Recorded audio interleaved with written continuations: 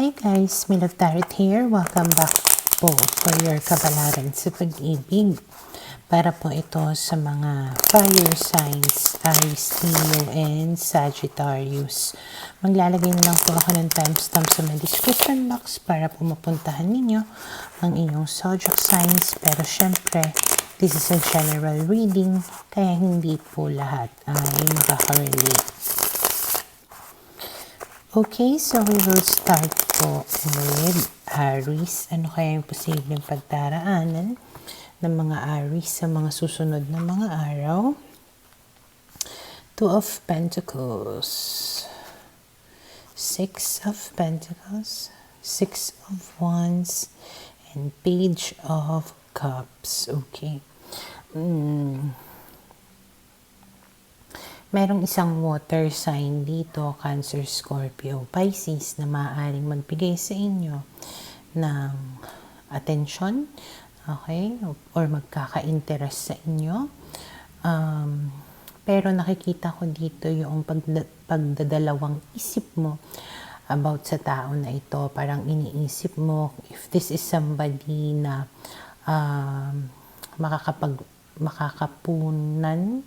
makakapagbigay sa'yo ng iyong mga pangangailangan or mabibigyan ka ng panahon or sapat na atensyon. Parang ganyan, okay? Kasi, so, this may be somebody new. Okay? So, medyo hindi ka sure about sa tao na ito. And then, we have here the lovers, yung parang pinag-iisipan mo kung potential lover ba siya or hindi. And then we have here the Knight of Swords, the Ten of Wands, and then the Nine of Swords.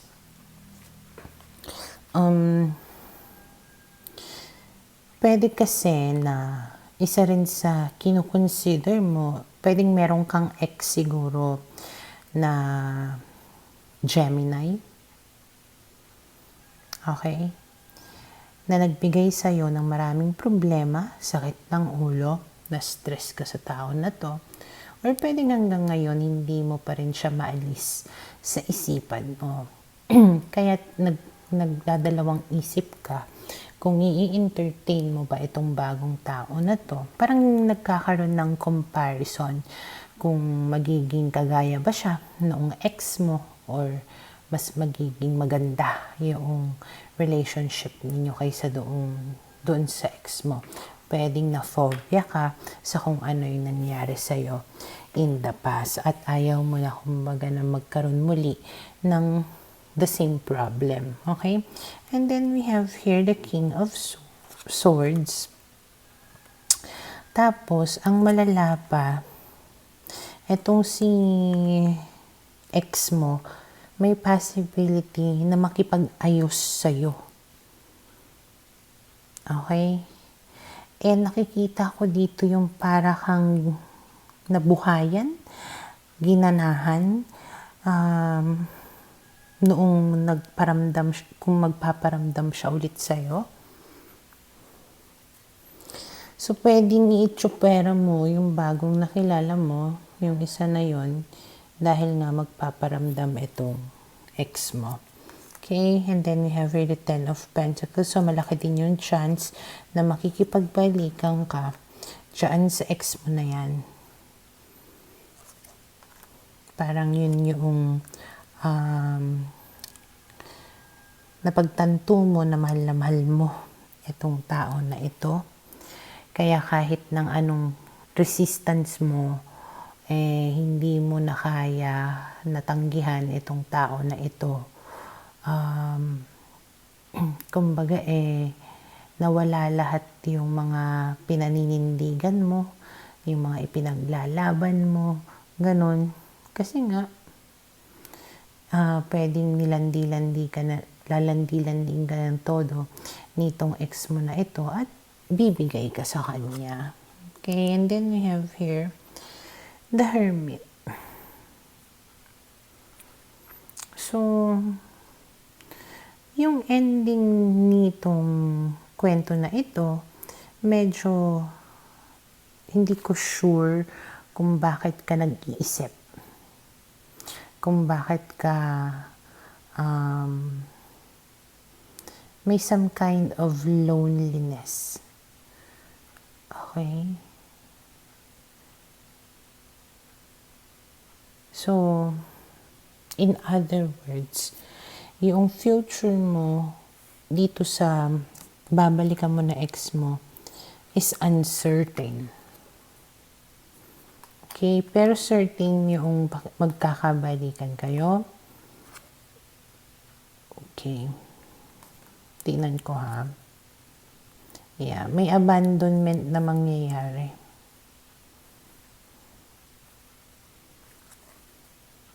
And then we have here the Fool. Parang nag-take ka talaga ng risk, ng chance, dyan sa pakikipagbalikan mo sa ex mo na yan. Which at the end, might leave you feeling lonely na naman and alone. Okay? Pero ayun, sa ngayon, ito yung nakikita ko na posibleng mangyari sa mga Aries.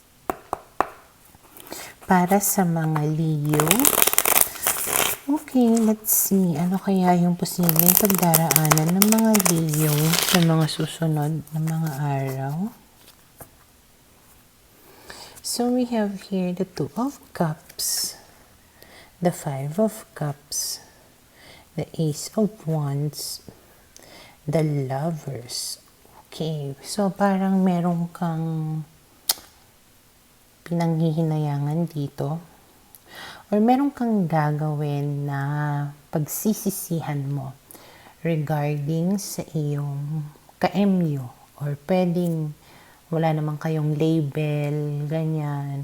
Pwedeng may nangyayari sa inyo pero hindi naman kayo or ayun nga, pwedeng merong mangyari sa inyo kahit wala kayong label, which is pagsisisihan mo. Okay? Mutual understanding na pinagsisisihan mo kasi merong pwedeng mangyari sa inyo na hindi naman kayo lovers.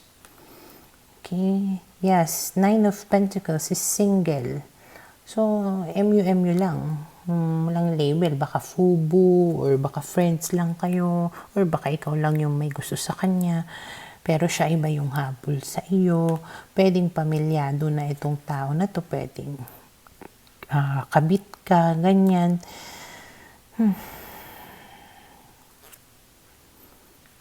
Ayun. Pero in fairness ha, dahil nandito si King of Cups and Queen of Cups, yung mutual understanding ninyo, malaki yung chance na meron nga talaga kayong feelings para sa isa't isa. Okay? And parang may chance na tipong magkaroon ng magagandang pagbabago dito sa sitwasyon na to. Pero hindi pa sa ngayon. Okay, Two of Wands. In the future, there's going to be some positive changes na maaaring sumeryoso siya sa'yo at parang magkaroon kayo ng relasyon talaga. Pero, in the next couple of days, pwedeng may mga bagay na pagsisisihan ka na magagawa or mangyayari between the two of you. Okay? Pwedeng sigurong you feel used, you feel betrayed because of the situation kasi nga hindi mo alam kung ano yung status ninyo, kung ano na yung nangyayari between the two of you, ganun. Pwedeng wala siyang ipinapromise sa'yo or pwedeng meron siyang pinamis pero hindi naman niya ginagampanan. Ganyan, okay? But in the future, justice will be given to you, sabi. So, kung dati wala kayong label, pwedeng in the future magkaroon kayo ng label. Okay?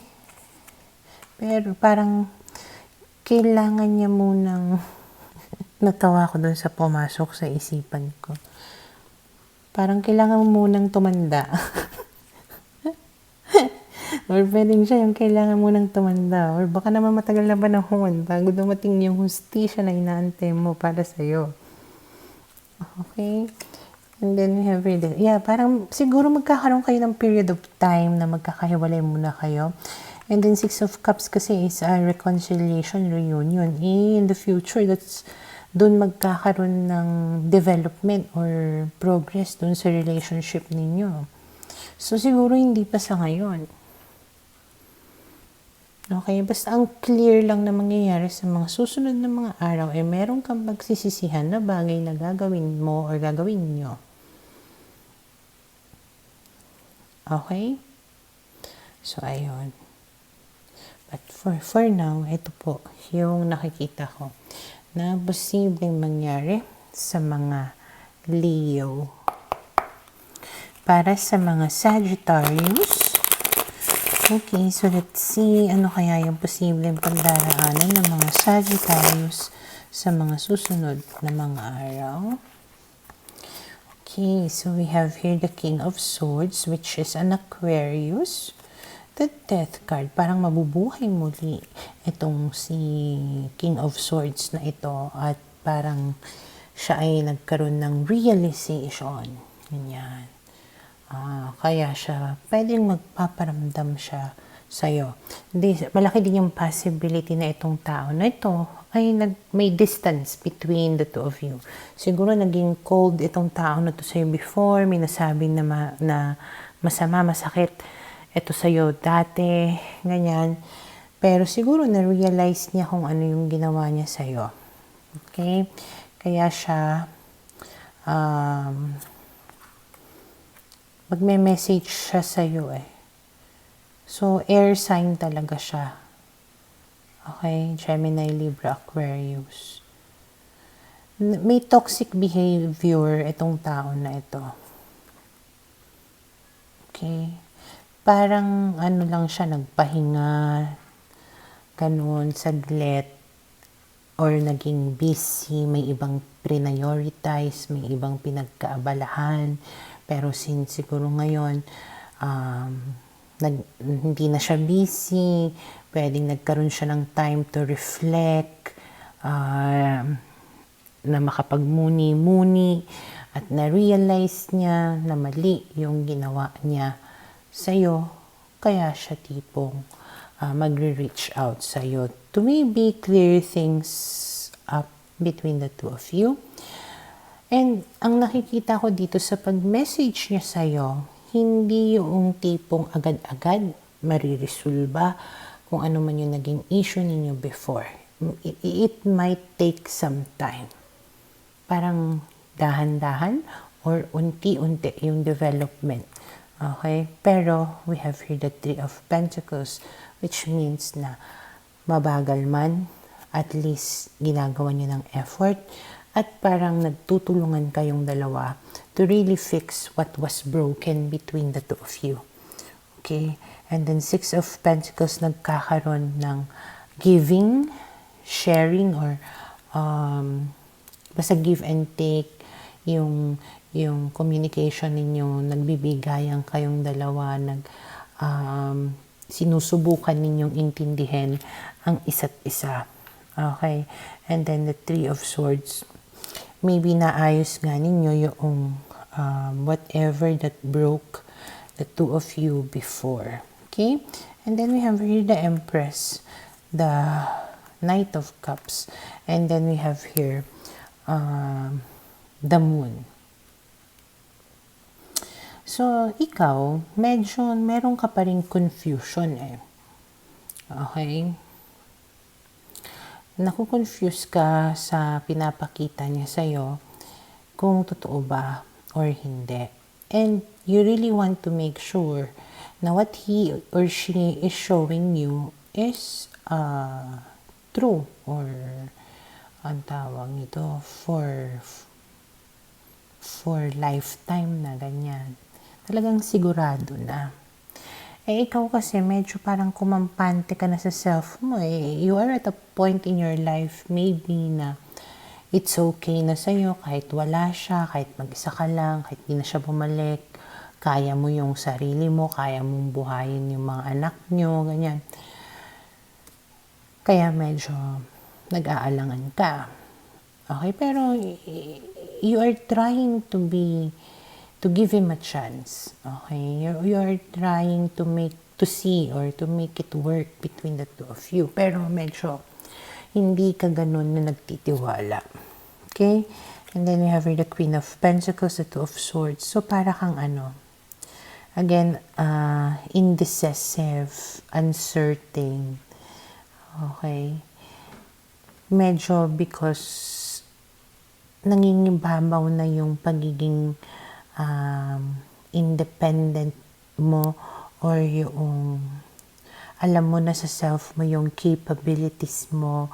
Maybe you are already in the part of your life na everything is great already. Na hindi mo na tipong kailangan pa ng gugulo sa buhay mo. Parang ganyan. Kaya nagdadalawang isip ka. Okay? And then we have here the Queen of Swords. Na maybe may isip mo na, sige, bibigyan kita ng chance. We will see where this will go.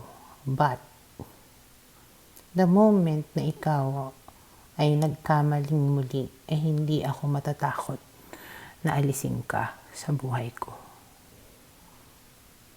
Okay, parang matapang ka na this time in dealing with this person. Okay? So, yun yung nakikita ko na posibleng mangyari sa mga Sagittarius.